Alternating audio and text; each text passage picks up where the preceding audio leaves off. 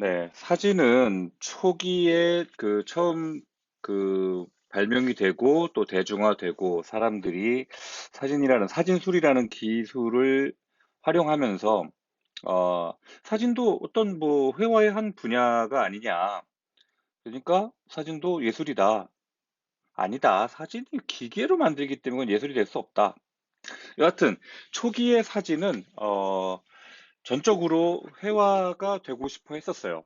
초기의 사진가들은 사진이 별도의 어떤 장르를 가지고 있다고 생각을 하지 않고, 미술의 한 분파 정도로, 그러니까 판화 같은, 그런 정도로만, 생각을 했고, 그래서 사진을 이용해서 어떻게 하면 그림 같은 사진을 찍을 수 있을까? 거기에 골똘했죠.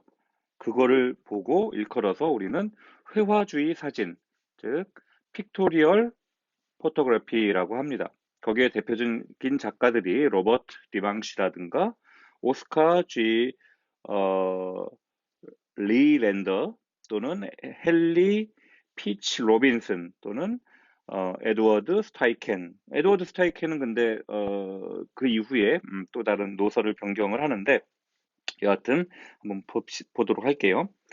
그 사진은 그 처음에 탄생한 순간부터 그 풍경, 인물, 정물, 누드, 그리고 종교적인 우화 이런 것들도 자 주제로서 활용을 했습니다. 1800년대에 프랑스 예술가들은 사진은 영혼이 없는 기계적인 공정일 뿐이며 정성과 사유의 결과인 예술인들의 회화 작품들과 비교할 수 없다.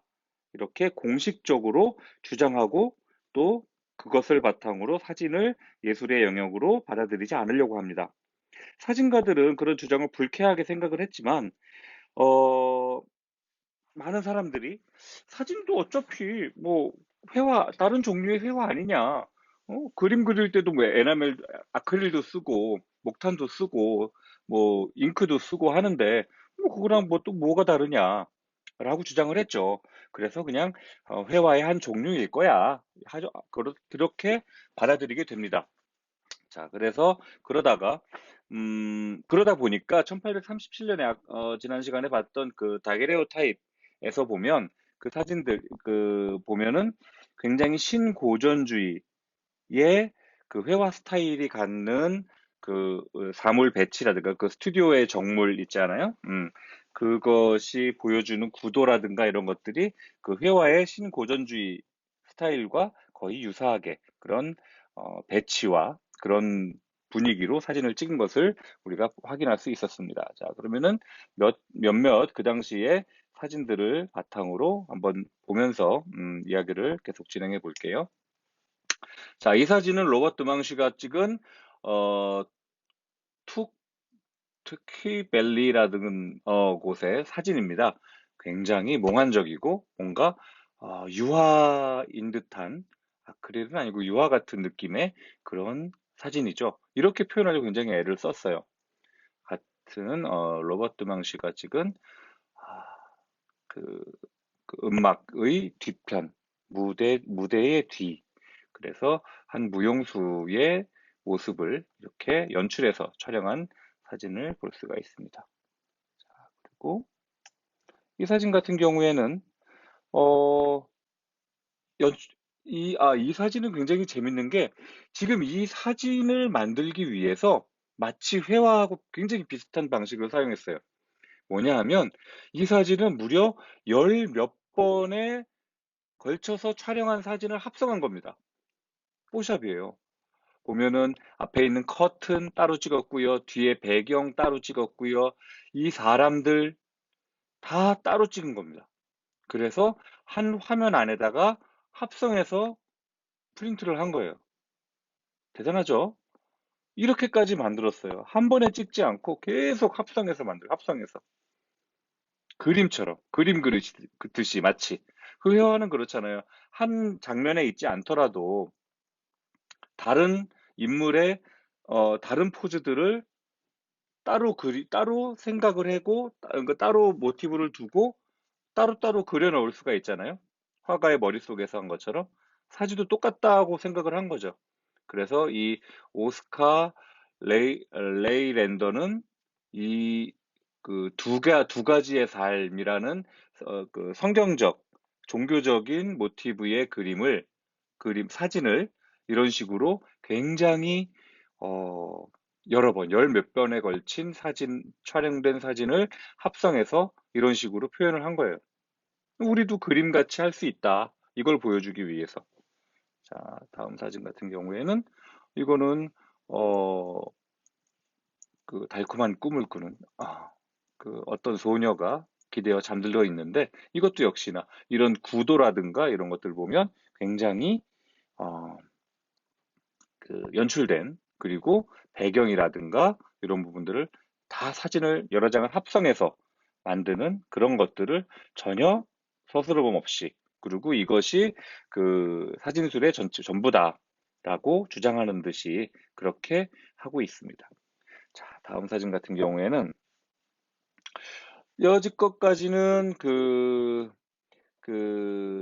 이야기를 전하는 어떤 이야기가 있고 그 이야기를 사진으로 옮기는 그런 방식을 그런 방식이 유행했다면 이후에 헨리 피치 로빈슨이라는 지금 보시는 작품은 임종이라는 작품인데 뭐 이것도 합성이긴 해요. 어느 정도는. 그리고 연출이고 이 사진 같은 경우에는 헨리 피치 로빈슨이 그 촬영한 사진 굉장히 유명한 사진이기도 하고 그 그, 그 연출된, 그리고 또 약간 말이 많은 그런 사진이기도 한데, 이 헨리 피치 로빈슨 같은 경우에는 어떤 사진의 표현에 있어서 어떤 방법을 이용해서라도 아름다운 예술적 효과를 얻어야 한다라고 주장하는 하이 아트 무브먼트, 고급 예술 운동이라는 뭐 주장? 뭐 이런 것들을 이끌었는데, 사진의 회화적인 효과, 에서 사진가는 어떤 기교라도 사용할 수 있고 사진에 보기 싫은 것들을 피하거나 제거하고 주제를 돋보이게 하기 위해서 회화적이지 않은 부분을 보정하는 것이 사진가가 궁극적으로 해야 할 일이다라고 주장을 했습니다. 그야말로 그림을 그리는 것과 사진을 찍는 것이 전혀 다르지 않은 거죠. 그 비슷한 사진들을 좀 몇 가지 더 볼까요? 헨리 피치 로빈슨의 사진, 여기는 임종입니다. 그리고 새벽과 일몰, 다운 앤 선셋이라고 되어 있는데, 자, 여기서 그냥 보면은 너무나 극명하게 뻔히 보이죠? 새벽은 사진 왼쪽에 있는 어린 아이, 그리고 그 아이를 안고 있는 엄마를 뜻하겠죠. 그리고 어, 선셋, 일몰은 그 빛의 반대쪽에 있는 늙어서 고개조차 들기 힘들어하는 어떤 노인의 모습. 그래서 이 사진의 제목은 새벽 그리고 일몰입니다. 빛이 오는 새벽과 해가 지는 일몰. 너무나 단순하죠. 이야기를 만들고, 그리고 구도, 구성, 이런 면에서 굉장히 회화를 따라가고 있는 걸 볼 수 있어요.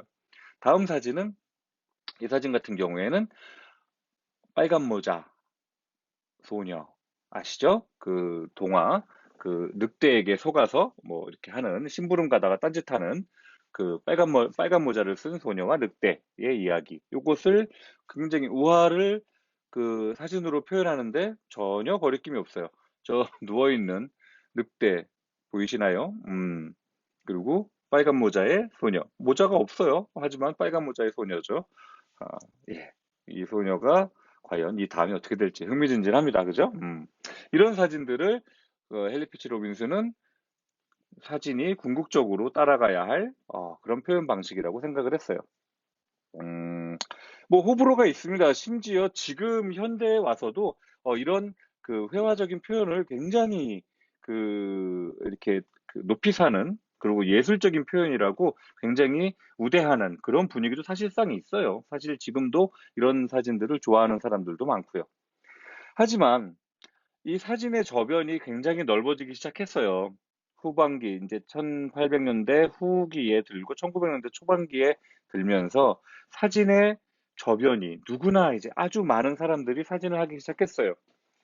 그 코닥 카메라가 나오고 그러기 시작하면서 더더욱 커졌죠. 그러면서 이 회화주의 사진가들은 자신들이 찍는 사진들이 정말 그럼 코닥 브라운이나 뭐 아무나 아마추어나 뭐 어린아이나 어, 어, 그 여자들이 찍는 사진들과 우리는 달라. 그래서 그들이 주장을 합니다. 소위 아메리카 아마추어 포토그래퍼라는 사진 잡지가 있었는데 좋은 사진들만 벽에 걸 수 있는 권위 있는 전시관과 유능한 심사위원들만 있으면 우리의 예술 사진이 크게 발전할 수 있다. 그래서 예술을 위한 예술이라는 말이 곧 모든 사진 애호가들에게 자극이 되어야 한다라고 주장을 했습니다. 이 회화주의 운동은 굉장히 국제적인 것이었어요. 그래서 당시에 사진의 미학적 가치를 평가하는 전시회들이 이태리의 비엔나 카메라 클럽, 그리고 영국의 링크드 링 브러더후드 포토 클럽 같은 단체에 의해서 그런 전시회가 열렸는데요. 이러한 경향이 아까 얘기한 것처럼 현대에까지 영향을 미치고 있어서 그때 당시의 분위기, 그러니까 일컬었던 살롱 사진이라는 장르로 하나의 그 독립적인 장르로 구분되기도 합니다. 이 살롱 사진이란 말은 1893년에 런던 살롱이라는 사진전이 개최된 것이 시발점이 됐고요. 우리나라 같은 경우에는 1963년에 동아 국제 살롱 사진 공모전이라는 것이 열리게 되면서 살롱 사진이 하나의 그 장르로서, 사진적 장르로서 회화주의 사진이죠. 인정받고 또 유지되어 오는 계기가 됩니다. 이런 회화주의 사진들은 그림과 비슷하면 장땡이에요. 그림과 비슷할수록 예술적 가치를 높게 쳐줍니다. 대놓고 목탄화나 메조틴트, 뭐 하여튼 이 회화적 표현 방식과 비슷한 그런 사진들을 모방을 했는데 특히 그 사진에서의 분위기나 대기와 빛의 느낌을 굉장히 중시했어요. 프랑스의 인상파 화가들이 즐겨 사용했던 회화적 기법들이 그 대상이 된 거죠. 빛이 확산되거나 선이 부드럽고 디테일은 굉장히 억제된, 그야말로 이게 왜 사진이야? 이건 그림 아니야? 사진과 그림의 경계가 모호할수록 인정받는 가치가 높은 그런 사진이라고 평가받은 거죠. 자, 볼게요. 그런 류의 사진들을 몇 점 보도록 할게요. 몽환적이고 뿌옇고 구도라든가 이런 부분들도 상당히 회화적인 이런 것도, 그 인물도 거의 토르소에 가깝죠. 그러니까 토르소는 목이 없는 그 몸 조각 또는 그 회화를 토르소라고 하는데 주변을 어둡게 해서 완전히 토르소 같은 느낌의 그런 인물 사진을 찍었습니다. 자, 이런 식으로 인물이든 풍경이든 굉장히 회화주의적인 그런 사진을 그림과 같이 보이는 그런 사진들이 대세가 되었던 게 초기 회화주의. 네, 이렇게 회화를 따라하는 그런 사진 풍토는 1880년대가 끝날 무렵 음, 예술적 사진의 어떤 자연주의를 표방하는 새로운 운동이 출현하게 됩니다. 그 선두에 있었던 사진가가 바로 피터 헨리 에머슨이라는 작가였어요. 에머슨은 기존의 예술 사진가들이 취했던 입장에 반대하는 최초의 인물이었어요. 더 이상 사진이 회화만을 따라가서는 안 된다. 회화적인 표현에 너무 가서는 안 된다. 사진은 사진 나름대로의 어떤 특징을 가지고 있어야 된다라는 것을 주장을 한 거죠. 그래서 그가 주장한 것이 바로 자연주의 사진이라고 하는데 그 자연주의 사진 이론은 첫 번째, 장비를 단순화한다. 너무 많은 장비를 너무 복잡하게 너무 하지 않는다. 두 번째는 조명이나 포즈, 의상, 소품 등으로 속임수를 쓰지 않는다. 세 번째, 고전적인 규칙, 회화적 구도를 말하는 거죠. 이런 것을 따르지 않고 자연적이고 있는 그대로의 어떤 화면 구성을 해야 한다. 그리고 마지막 네 번째로 평범한 사진을 드로잉이나 그림으로 바꾸는 수정, 소위 리터치, 뽀샵 이것을 하지 말아야 한다. 라고 주장을 합니다. 사진을 촬영할 때 멋지게 사진답게 찍어야지 그 이후에 그림처럼 만들려고 엄한 짓을 해서는 안 된다. 물론 에머슨은 그 뒤에 그 앞서서 보들레르가 얘기했던 사진은 예술이 아니라 과학과 예술의 시녀로서 역할을 수행해야 한다라는 말을 하면서 자신의 자연주의 주장을 번복합니다. 하긴 했지만 그가 얘기했던 그 자연주의 이론은 굉장히 중요한 큰 반향을 일으키게 됩니다. 자, 에머슨의 사진을 잠깐 좀 볼게요. 연출되지 않았어요. 약간 회화적 느낌은 있지만 어, 아주 사진, 그러니까 스트레이트 사진이라고 소위 얘기하는 그 사진의 느낌을 아주 제대로 이어받고 있습니다. 이것도 마찬가지고요. 이 사진도 마찬가지입니다. 자, 이렇게 에머슨의 자연주의 사진까지 다 보았고요. 다음 시간에는 이제 급기야 드디어 사진의 그 그림으로부터 분리돼서 사진만의 독창적이고 고유한 표현 방식을, 그러니까 사진이 별도의 독립된 예술 장르로서 진흥하기 위해서 애썼던, 그리고 시작했던 사진 분리파 운동에 대해서 이야기를 해보도록 하겠습니다. 수고했습니다.